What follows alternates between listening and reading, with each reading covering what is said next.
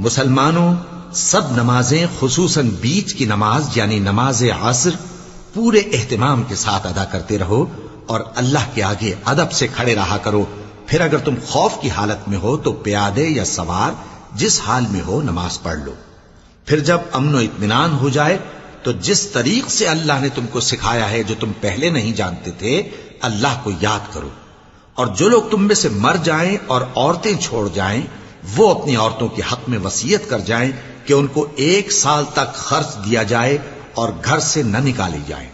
ہاں اگر وہ خود گھر سے چلی جائیں اور اپنے حق میں پسندیدہ کام یعنی نکاح کر لیں تو تم پر کچھ گناہ نہیں. اور اللہ زبردست ہے، حکمت والا ہے. اور مطلقہ عورتوں کو بھی دستور کے مطابق نان و نفقہ دینا چاہیے. پرہیزگاروں پر یہ بھی حق ہے. اسی طرح اللہ اپنے احکام تمہارے لیے بیان فرماتا ہے تاکہ تم